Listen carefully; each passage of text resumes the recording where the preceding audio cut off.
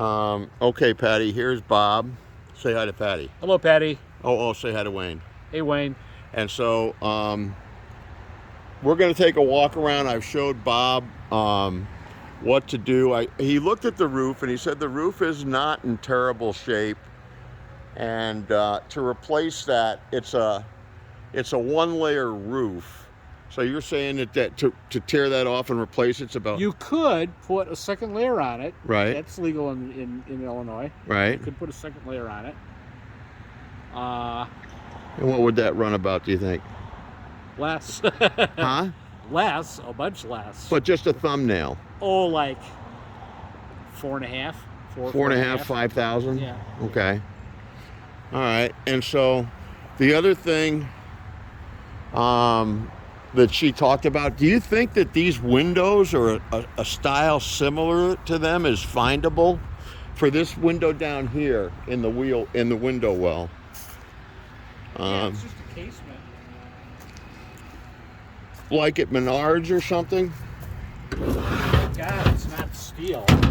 I'll tell you the story sometime about me peeling the frame of a steel window out. No, it's all wood. You see that in the bottom that's kind of rotten there? Yeah. And the reason why it's got to be done is because there's water that is in a very, very heavy rain collecting in the carpeting in the corner. Yeah. And so and then what do you think about do you think that there's a way to attach this thing so that it would give weather protection? Better seal? Yeah. I'm not sure why they put this backstop on it. It's kind of weird. Might re-engineer this very slightly and maybe have this thing kind of go inside like this. Oh, and then have the water drain away. Yeah, okay. Probably, probably bend the whole thing and get a little bit of angle on it, and then trim it so it fits up inside here. Because right now, you get rain sheeting down here, it just runs right inside there, so that's not helping. And does digging this thing out do anything for us? I would probably dig it a little bit and kind of decrapify it, and then put some limestone in there. Okay. But this thing, if it's redone properly, this cover. I think you could cut the water infiltration way down. Okay, along with a new window. Yeah. Okay. All right. The main thing is the modern window installs. They're a little bit different than the way that thing was dropped on that limestone sill there. All right, and then you can see the chimney up there. That one's in bad shape. Yeah. Yeah, that just used to be ground and retucked. And you can do that. Yes. Okay. You've tuck pointed. Extensively. Okay. Yeah, so I'm not really a bricklayer as such. I'll do a little bit here and there, but if you want me to build a brick wall, right, I have somebody else do it. Right. That's hard work. Oh, I'd be too slow. Oh, the other thing is that AJ had this company called Lindemann here, the chimney sweep people. Yeah, right. And he said that there was something about the flashing on the flue up there, and he was concerned about. Yeah.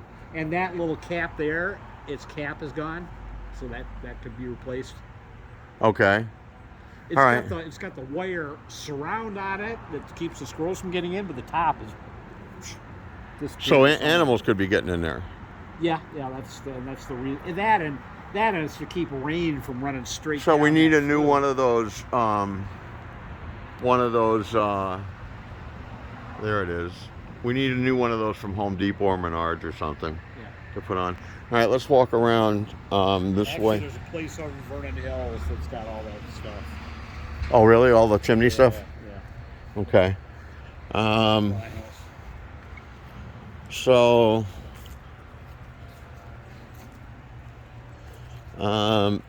all of this stuff here over by my bedroom window downstairs, this looks pretty good.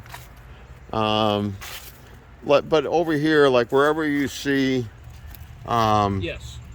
you know, tuck pointing that needs to be ground out and replaced, there's not a lot of it over here. Just cut it and tuck it. Okay. All right, and then this board. Patty was talking about, you know what she was talking about when, you know, John Swanson. Yeah. So when he was here, she was talking to him about, because he's a carpenter, but he doesn't want to do the work. He's out in, but she was talking about a wood other than cedar replacing this. You know, if we're going to paint over it. Put synthetic on it and ruin their fun permanently. And that will last? Yeah, lasts forever. Okay, so But synthetic is available? It's polypropylene, Okay, and it's paintable. okay. So this stuff needs to be fixed, and And it's one of those things, if you're going to pull the one board off, you really kind of end up pulling both of them off. you mean both corner boards? Yeah. I'm just redoing the corner. Okay. And over here, your recommendation? Replace that one piece. Okay, the I one. talked to Long Lake so I can get the cedar. They got it. So You talked to who? I talked to a lumber supplier that has cedar siding in hand. Okay, in It could stock. be a little. You'll forget about getting it from any of the big box stores or Right. most of the mainstream lumber yards. These guys are a small niche lumber yard that I get special stuff through. Okay. And then she wants this screen door.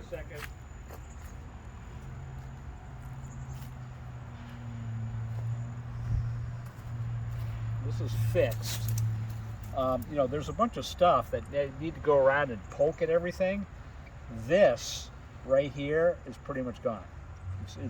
It's just rot with a bunch of putty or something jammed in there. That can be repaired temporarily so as not to have to replace the window. Essentially, it's a matter of cutting in here, getting all the rot out, and then basically it's a ceroacrylate liquid, and you use that to impregnate the wood. It stops the rot from continuing. Right. And makes it hard, rock hard, Mm-hmm. and then go in and fill it in with Bondo, Mm-hmm. paint it out. And paint it out. That's the way I do All right. So is that when you were talking about? But that kind of stuff needs to be dealt with before, you know, the whole window's toast. Right. So that kind of speaks to what you were talking about. Like, I'll give you a price pretty much for what Patty talked about. Right. But as I get into the jobs, like stuff like yeah, that, there's some stuff that really ought to be addressed before it gets so much worse. and then we get on the phone, call her, and say, take a video of what you found, Right. and like this right here, like what you found right here, and say, here's what needs to be taken care of, and here's how much it'll be. And no matter how you look at it, that plywood up there is just roached. What do you mean, this up here? Yeah, it's. So what has to See, it's all coming apart. everybody's been hating on that for a long time, so what has to happen there? It's got to be all taken down and replaced?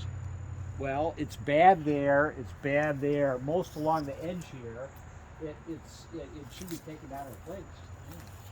Yeah. All right. Like I said, I've got great big scaffolding to put up to do that kind of thing. 'Cause those Okay. are big sheets. That isn't something you carry up a ladder and go. Right. You know. Right. So you just put You need two guys on a scaffolding platform. And what do you think just round numbers, not going to hold you to pennies and cents, but to replace that and paint it, what do you think you're talking about? Round numbers. Strangely enough, the siding looks okay all up in there. It's just Power covered wash, with that's what- mildew. Yeah. Well, let me think about that one a little. Okay. Let me think about it. Okay. Yeah, my sisters have been talking about that for a long time, and the guy that put the gutters on made mention of it Yeah, too. yeah. So it's like, yeah, we get it. And then maybe the one underneath the bay here. Let me take a look at it Which one? What are you talking about? right there. Yeah. Oh, okay. I replaced this piece too. Yeah, you can see the cut right here. Yeah, Oh. yeah. So all of this needs to be replaced. I would. All It's right. so close you can see it. I mean, the plywood isn't really coming apart yet. You could scrape the shit out of it, grind it down a little bit, and paint it, but it's right there, right above your head. So, Right.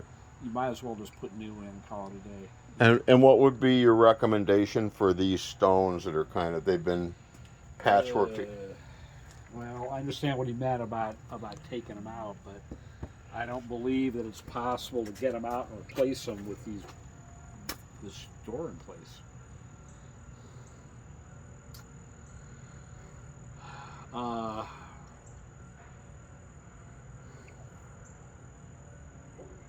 So are they can they be fixed? One guy talked about being able to fix that. I mean, I don't know. I'm not really sure. Well, anything you do to fix it, now you've got a patched in appearance. It doesn't look from finished. something that's a beautiful limestone. Right. These Right. limestone sills are a beautiful thing, and to have these custom made to replace is definitely going to cost a little bit. Mm-hmm. I suppose the other thing to do would be I'm just running around in my mind whether I could wrap the whole thing. Mm-hmm. But I've got to be below here. I can't do anything that's going to create a lip that where water slips, because a house is not built like a submarine. There's no way to do that. Right. You could, but you don't want to think about how much that would cost. Right. So well, let's regroup on it's that. all about making the water go away and go down to where you can get rid of it without causing any problems. Right. It's conceivable. I mean, I could go ahead and patch this in and everything, and then just put a coating on it and make it all uniform. Mm-hmm. Yeah, when you're thinking, I've done that to stoops before. Mm-hmm. That were all cracked and messed up and everything like that. But what I was using gave you kind of a gray color. I don't know if I can get kind of a blondish looking sort of thing. Let me look into that. Well, let's consider that approach for your quote. The main thing is to make it look uniform. Okay. All right, and then to that point,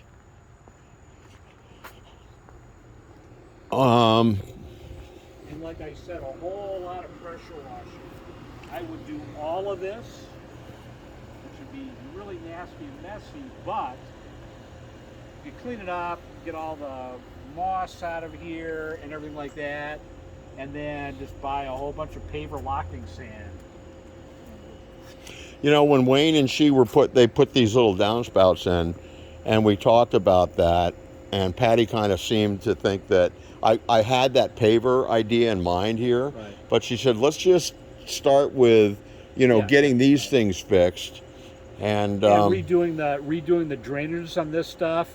Like here, you would take the bricks out, and then basically send this underground. like over to that little. And this one here is still okay, but there are a couple of them where it'd be worth getting a ditch witch over here and just running some new. Yeah, just rent one. And then what you were talking about, wrapping or patching that that sill underneath the sliding door. Same thing here. Yeah, I could resurface that. But unfortunately, it's just the one step. Yeah. So then you'd have the one step looking different than the other. Or patch that in. And then paint the whole stairwell. Paint the whole thing. With an acrylic? No, they're epoxy type. Epoxy, okay, yeah. And then this door right here. And then maybe have some landscapers fill this back up here a little bit, so we're covering the subform, part of the concrete. Mm-hmm. Just contour this a little bit better. Just contour this whole thing, back up like this, Mm-hmm. And then and that would help with drainage too, because then everything's going to drain away instead of draining down under the damn stairs. It's undermining the whole stairway. and then we got this hole up here. Yeah. Probably just cut it out here, pull that piece, put new in. But some of this, like I said, get up in here, you start screwing around, like, yeah, that's a little bit toasted right there. Just little bits of.